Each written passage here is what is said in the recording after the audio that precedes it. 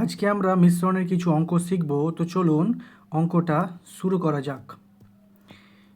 প্রথমেই আমরা দেখে নেব তিনটি পাত্রে চিনি ও নুনের অনুপাত 1:2, 2:3, 3:4। এই তিনটি পাত্রের মিশ্রণকে 1:2, 2:3 অনুপাতে মেশালে নতুন শরবতের চিনি ও নুনের অনুপাত কত হবে?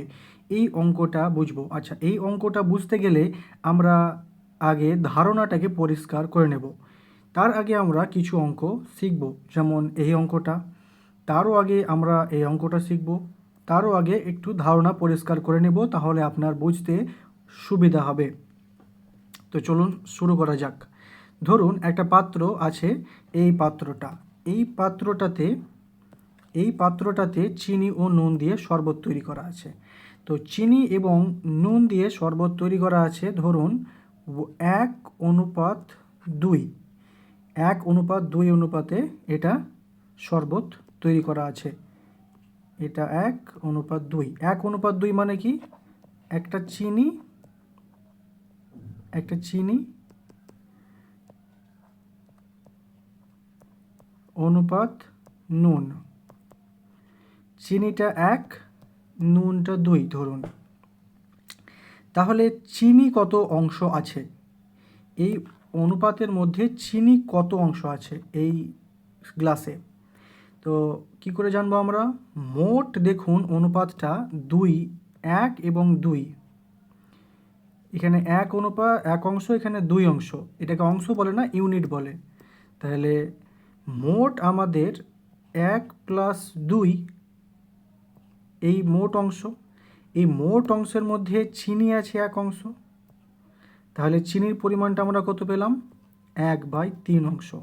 এই ধারণাটা পরিষ্কার থাকা দরকার যে যদি কোনো পাত্রে 1:2 অনুপাতে চিনি ও নুন মেশানো থাকে, তাহলে সেই অনুপাতের চিনির পরিমাণটা হবে 1/3 অংশ। এটা অংশ। আশা করি বুঝতে পেরেছেন। তাহলে নুনের অংশটা কত হবে? নুনের অংশটা হবে, নুন 2 ইউনিট ছিল, তার মধ্যে টোটাল ইউনিট হচ্ছে 1 + 2। তাহলে আমরা পাবো 2/3। এটা নুনের ইউনিট। আশা করি ধারণাটা ক্লিয়ার হয়েছে যে এই পাত্রে 1:2 অনুপাতে চিনি ও নুন মেশানো আছে, অর্থাৎ 1 ইউনিট চিনি এবং 2 ইউনিট নুন। অতএব 1/3 অংশ চিনি এবং 2/3 অংশ নুন। তো চলুন এবার আমরা নেক্সট অঙ্ক করি। এবার আপনার বুঝতে কোনো অসুবিধা হবে না আশা করছি। দুটি পাত্রে চিনি ও নুনের অনুপাত 1:2 ও 2:3। আচ্ছা, দুটি পাত্র আপনি কল্পনা করে নিন। এটি একটি পাত্র এবং এটি একটি পাত্র। দুটি পাত্র। এই দুটি পাত্রে প্রথম পাত্রে আছে 1:2 এবং দ্বিতীয় পাত্রে আছে 2:3। এই অনুপাতে চিনি ও নুন মেশানো আছে। তাহলে প্রথম পাত্রের চিনি কত আছে? চিনি আছে 1/3 অংশ এবং নুন কত আছে? নুন আছে 2/3 অংশ। তাহলে এটা বুঝতে পারলেন। এবং দ্বিতীয় পাত্রে চিনি কত আছে? 2/5 অংশ। 5 কোথা থেকে পেলাম? এই 2 এবং 3কে যোগ করেই নিচে 5 বসলো। মোট অংশ 5, তার মধ্যে 2টা চিনি। আশা করি বুঝতে পারছেন। অনুপাত কমা 3/5 এটা হবে নুন। এবার এই দুটো মিশ্রণকে বলছে 1:2 অনুপাতে মেশালে।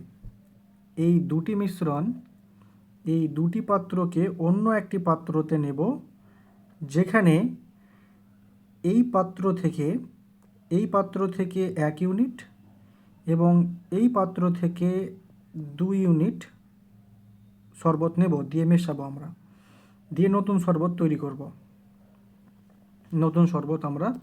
তাহলে নতুন শরবতের অনুপাতটা কত হবে? তো চলুন দেখা যাক।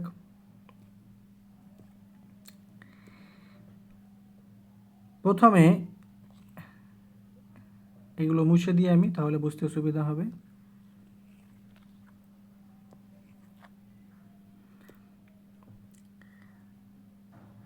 2/3 এটা সরি 1/3 গণিত আমরা 1 ইউনিট মেশাচ্ছি। 1/3টা হচ্ছে প্রথম পাত্রে চিনি, এটা 1/3। তার সঙ্গে এই 1 ইউনিট আমরা মেশালাম, 1 ইউনিট নিলাম, তাই জন্য 1 গুণ করা হলো।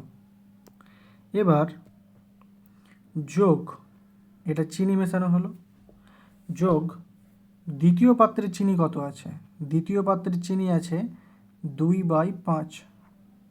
আশা করি মনে আছে আপনার, এই দ্বিতীয় পাত্রের চিনি 2/5 ইউনিট। এটাকে আমরা নিয়েছি 2 ইউনিট, তাহলে এটাকে 2 দিয়ে গুণ করব, গণিত 2, তাহলে এটা চিনির পরিমাণ পাওয়া গেল। অনুপাত। এবার লবণ, প্রথম পাত্রে লবণ কত ছিল? 2/3। প্রথম পাত্রে লবণ আপনি দেখেন, এটা লবণ, তাহলে টোটাল ইউনিট 3, তার মধ্যে 2 অংশ লবণ, তাহলে 2/3 আমরা কত ইউনিট নিচ্ছি? 1 ইউনিট, তাহলে আমরা 1 দিয়ে গুণ করব, গণিত 1। যোগ দ্বিতীয় পাত্রে লবণ কত আছে? 3 ইউনিট, তাহলে কতর মধ্যে 3 ইউনিট? 5, 3 আর 2 5, 5-এর মধ্যে 3 ইউনিট। গণিত আমরা নিচ্ছি কত? এটাকে মেশাচ্ছি 2 ইউনিট, তাই জন্য 2 দিয়ে গুণ করলাম, 2। অতএব আমরা এটাকে দেখে নেব, তাহলে এটা আমরা পাচ্ছি 1/3 যোগ 4/5 অনুপাত 2/3 যোগ 6/5। তাহলে 3 আর 5-এর লসাগু হয় 15, তাহলে এটা 5 যোগ 12 মানে 17 আসবে এখানে অ্যান্সার। অনুপাত 3 আর 5-এর লসাগু 15, এটা 10 যোগ 18 মানে 28 আসবে, তাহলে আমরা উত্তরটা পেয়ে যাব এখানে 17:28। আশা করি বুঝতে পেরেছেন। পরের অঙ্কটা দেখা যাক। পরের অঙ্কটাতে বলছে যে 3টি সমান মাপের গ্লাসে দুধ ও জলের অনুপাত। 3টি সমান মাপের গ্লাস আমরা এখানে দেখে নেব, 1টি গ্লাস, 2টি গ্লাস এবং 3টি গ্লাস। তো এই 3টি গ্লাসে দুধ ও জল কত করে আছে? এটা 6:1, এটা 5:2, এটা 3:1। এই 3টি গ্লাসের মিশ্রণ একটি বড় পাত্রে ঢালা হলে নতুন মিশ্রণে দুধ ও জলের অনুপাত কত হবে? তো বলা হচ্ছে যে এই 3টে মিশ্রণকেই আমরা একটা বড় পাত্রে ঢালবো, তাহলে সেই বড় পাত্রে মিশ্রণটা কত হবে? তাহলে সবগুলো মিশ্রণকে আমরা দেখে নেব, অর্থাৎ সবগুলোই 1:1:1 এক অনুপাতেই, মানে পুরো গ্লাসটাকে ঢেলে দিচ্ছি, অর্থাৎ এক অংশ ঢেলে দিচ্ছি, তাই জন্য সবগুলো এক অনুপাতে ঢেলে দিচ্ছি আমরা, দিয়ে আমরা অনুপাতটা কত হবে সেটা আমরা এখানে দেখব। তো চলুন দেখা যাক। তাহলে প্রথম পাত্রে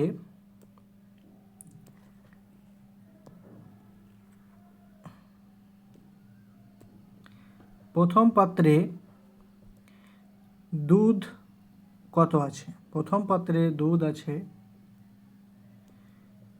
6 ভাগের মধ্যে 7 ভাগের মধ্যে 6 ভাগ, যোগ দ্বিতীয় পাত্রে দুধ আছে, কি করে জানবো? দ্বিতীয় পাত্রটা হচ্ছে এটা, এখানে 5 আর 2 7, তাহলে 7 ভাগ টোটাল, 7 ভাগের মধ্যে 5 ভাগ, এটা দুধ, যোগ তৃতীয় পাত্রে 3 আর 1 যোগ করলে 4 ভাগের মধ্যে 3 ভাগ, এটা দুধ। তাহলে 3টে পাত্রে দুধের পরিমাণের অংশটা যোগ করলাম। এবার অনুপাত, প্রথম পাত্রে জল আছে 7 ভাগের মধ্যে 1 ভাগ, যোগ দ্বিতীয় পাত্রে জল আছে 7 ভাগের মধ্যে 2 ভাগ। তৃতীয় পাত্রে জল আছে 4 ভাগের মধ্যে 1 ভাগ। তাহলে 3টে পাত্রের দুধ এবং 3টে পাত্রের জল আমরা এখানেই পেয়ে গেলাম। অতএব আমরা এখানে অঙ্কটা পেয়ে যাব। 7, 4 এবং 4 এর লসাগু আমরা 28 পাই। তাহলে এটা 4 7 28, 4 6 24 যোগ 20 যোগ 21, এটা পাবো আমরা অনুপাত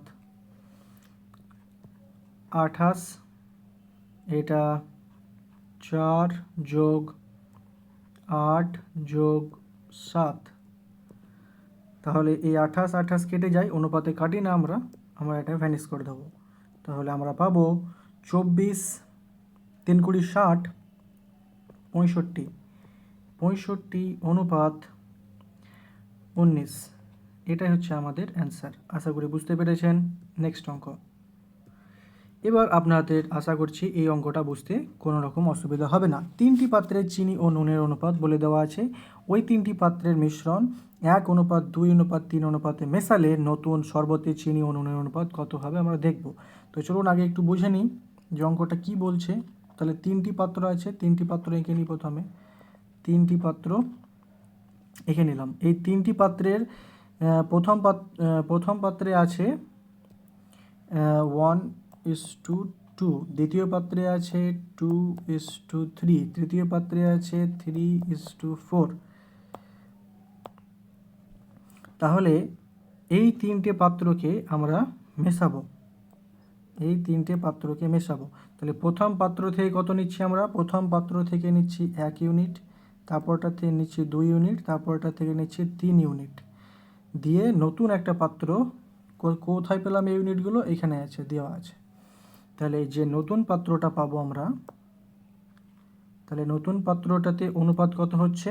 1:2:3 হবে। তাহলে প্রথম পাত্র থেকে 1 ইউনিট তুলে নেব, যেখানে চিনি ও নুন দুটোই চলে আসবে। দ্বিতীয় পাত্র থেকে 2 ইউনিট নেব, অর্থাৎ এখানে যে চিনি ও নুন আছে সেটা এখানে এসে মিশবে। তৃতীয় পাত্র থেকে 3 ইউনিট নেব শরবত, অর্থাৎ এখান থেকেও চিনি ও নুন এখানে এসে মিশবে। 3টে পাত্র থেকে মিশবে, দিয়ে 1:2:3 হবে। তো চলুন এটা দেখা যাক অঙ্কটা সমাধান করে।